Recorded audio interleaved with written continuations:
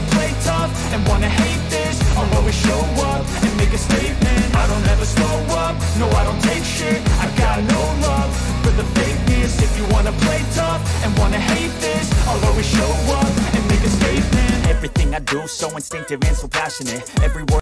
Assalamualaikum warahmatullahi wabarakatuh. Salam sejahtera untuk kita semuanya. Jumpa lagi dengan Digital Edu. Kabar kali ini bahwa peraturan pemerintah pengangkatan honorer jadi ASN secara massal. Sudah sejauh mana pembahasan PP di pemerintahan Presiden Jokowi? Selengkapnya yuk simak hingga akhir videonya. Sebelum kita lanjut, tekan dulu like, subscribe, nyalakan lonceng notifikasi, dan mohon jangan lupa untuk di-share.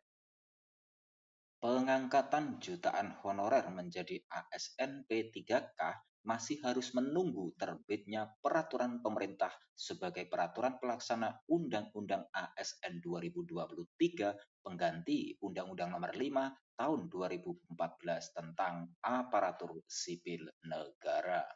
Diketahui salah satu substansi Undang-Undang ASN 2023 mengatur tentang penataan honorer yang ditenggat harus kelar Desember 2024.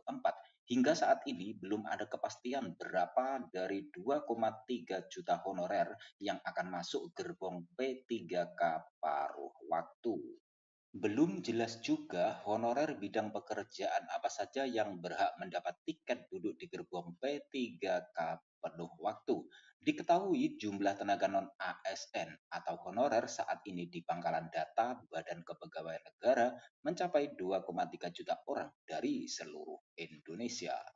Sebelumnya disebut-sebut bahwa data jumlah honorer yang mencapai 2,3 juta tersebut sudah dikunci, namun ternyata masih diaudit lagi. Audit data honorer dilakukan secara menyeluruh agar bisa diketahui berapa sejatinya jumlah honorer yang asli. Yang terbukti sebagai honorer bodong bakal dicoret. Sebagai perbandingan, yuk kita lihat PP pengangkatan honorer zaman SBY. Perkembangan terbaru pasca pengesahan RUU ASN menjadi undang-undang pada 3 Oktober 2023, Kemenpan RB mulai membahas peraturan pelaksana Undang-Undang ASN 2023 pengganti Undang-Undang Nomor 5 Tahun 2014 tentang Aparatur Sipil Negara. Rapat di kantor Kemenpan RB, Jakarta, Jumat 6 Oktober 2023. Apa saja ketentuan yang bakal dituangkan di peraturan pemerintah turunan Undang-Undang ASN 2023 yang akan menjadi regulasi pengangkatan honorer jadi P3K? Sebagai gambaran, mari kita buka lagi PP nomor 48 tahun 2005 tentang pengangkatan tenaga honorer menjadi CPNS. PP yang diteken SBY pada 11 November 2005 atau sekitar 1 tahun setelah resmi menjadi presiden itu hanya terdiri dari 14 pasal. Dalam hal ini Menko Polhukam Mahfud MD menyebut di zaman Pak SBY terdapat 870.000 honorer yang diangkat menjadi PNS. Pak Mahfud MD mengatakan SBY dalam masa kampanye Pilpres 2004 menjanjikan bakal mengangkat seluruh tenaga honorer yang ada di Indonesia menjadi ASN. Pak SBY memenuhi janjinya. Pada waktu itu diangkat 870.000 orang honorer langsung menjadi PNS. Masih ada sisanya kalau nggak salah 50.000 orang yang mau diangkat pada tahun itu, tapi masih disuruh memenuhi syarat apa gitu, kata Mahfud MD di Universitas Gadjah Mada, Kabupaten Sleman, DIY, Jumat 6 Oktober. Nah, PP 48 tahun 2005 itu antara lain memuat ketentuan mengenai jenis honorer yang mendapat prioritas diangkat menjadi CPNS. Selanjutnya, ditentukan klasterisasi honorer berdasar usia dan masa pengabdian.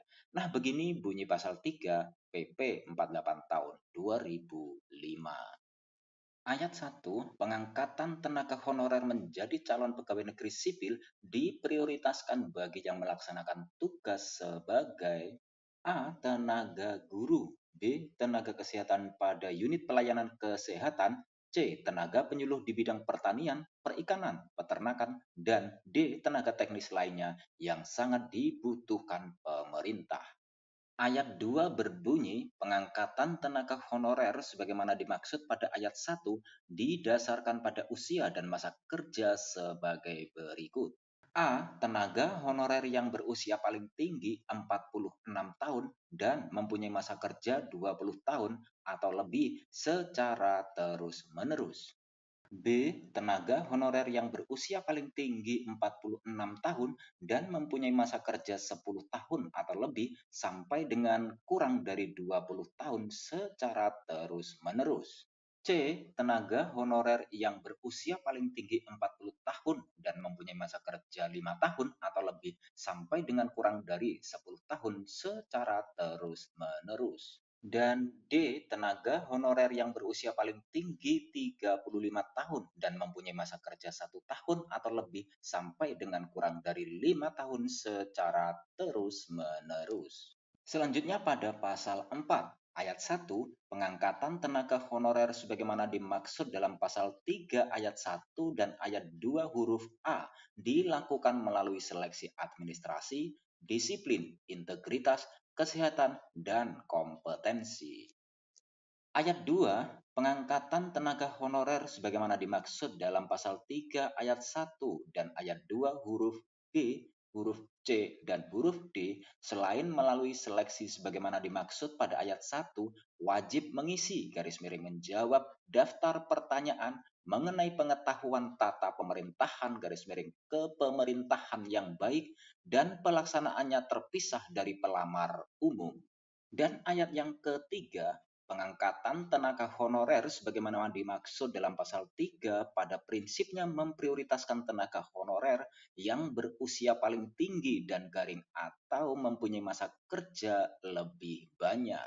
Disebutkan pula di pasal 6 bahwa pengangkatan honorer menjadi CPNS dilakukan secara bertahap hingga 2009.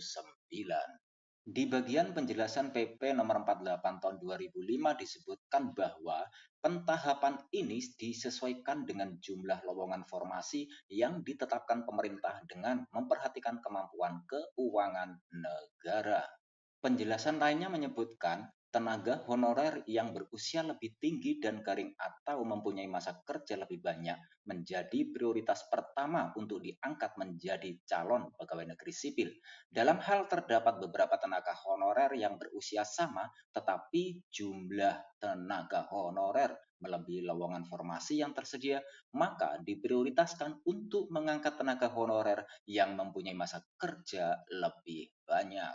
Nah, demikian substansi penting PP nomor 48 tahun 2005 yang bisa menjadi gambaran bagi para honorer yang menanti PP turunan UU ASN 2023, sekaligus bisa mengira-ngira jika dibuat klasterisasi jenis pekerjaan dan masa pengabdian sebagai honorer, akankah bakal punya peluang menjadi P3K penuh waktu atau hanya bisa berharap jadi P3K part-time? Demikian kabar hari ini, semoga bermanfaat. Terima kasih sudah menonton Digital Edu. Jangan lupa like, subscribe, dan nyalakan lonceng notifikasi agar selalu update info-info terbaru dari Digital Edu. Semoga kita diberi kemudahan dan kelancaran dalam segala urusan, diberi kesehatan, rezeki yang berkah, dan panjang umur. Saya mewakili Digital Edu, mohon maaf bila ada kekurangan. Sampai jumpa pada video selanjutnya. Sekian, wassalamualaikum warahmatullahi wabarakatuh.